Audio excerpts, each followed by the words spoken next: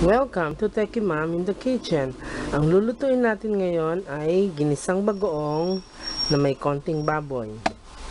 Ang ating ingredients: cooking oil, garlic,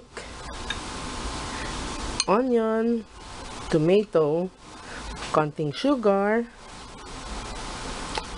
at ang natira ng isang araw na liempong prito. Pwede natin itong gamitin sa ating ginisang bagoong. At ang gagamitin natin ay ang ginisang bagoong na ready to eat. Ito ang ating gagamitin ginisang bagoong.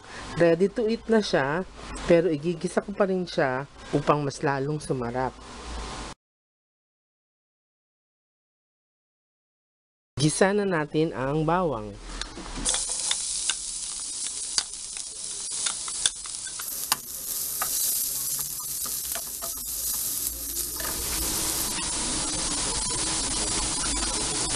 Pwede na nating ilagay ang sibuyas.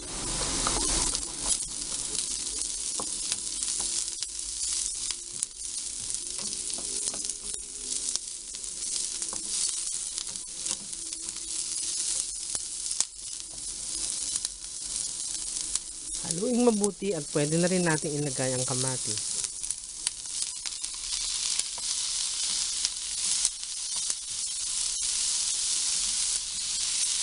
Tubig para hindi manikit ang ating ginigisa.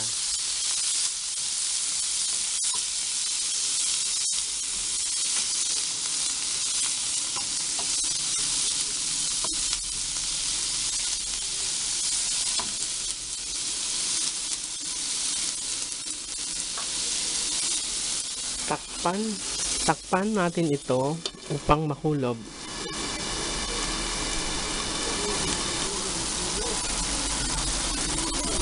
After a few minutes, pwede na nating ilagay ang liempo.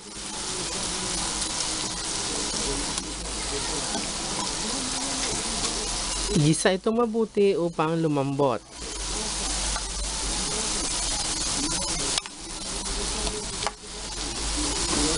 Kapag naigisa ng mabuti ang bawang, sibuyas, kamatis, pati ang baboy, pwede na nating ilagay ang bagoong.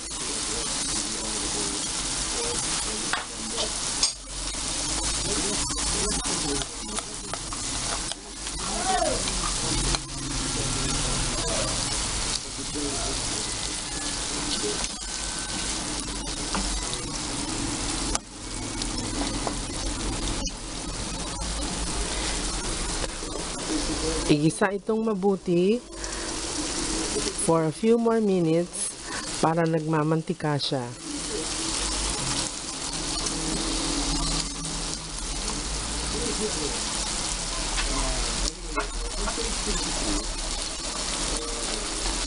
Pwede na rin nating lagyan ng asukal kung gusto nating manamis-namis ang ating bagoong.